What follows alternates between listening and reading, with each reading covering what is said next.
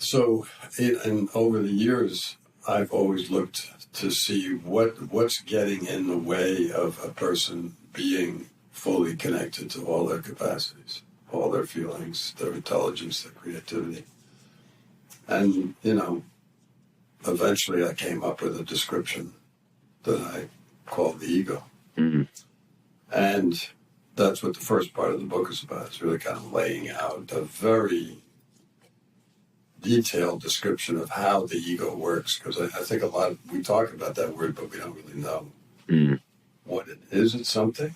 Is the ego really a something inside us? Or is it just a feeling? Or, people think mostly of, big egos. But what I've seen is there are two basic kinds of egos, categories. One is a self-enhancing ego. And that's the one we usually think of. The narcissist or the star or the bully or the braggart or that sort of thing. Yeah. But there's also self-diminishing egos. And most people don't think of that as an ego. But if you think of saints and caretakers and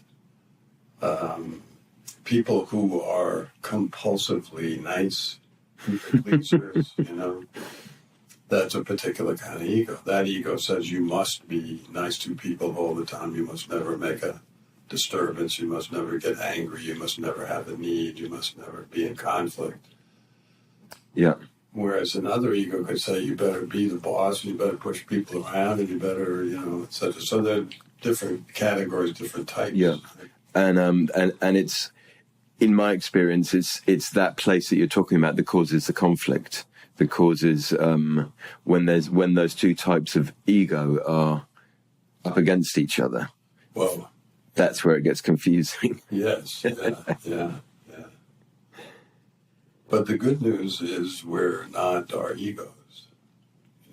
That's a very sort of edited, conditioned version of who we are. And that all the good stuff is in there. It's just the ego is so stuck in the past as to what's safe to be and what's not safe to be, what's acceptable to be and what's not acceptable to be. It fights us. It doesn't think it's a good idea for, let's say, the people pleaser to get angry. It doesn't think it's a good idea for the tough guy to break down and cry. Yeah. So that's the struggle, and I, there's so many good methods out there to grow in spiritual paths and techniques and good ideas about how to think and blah, blah, blah.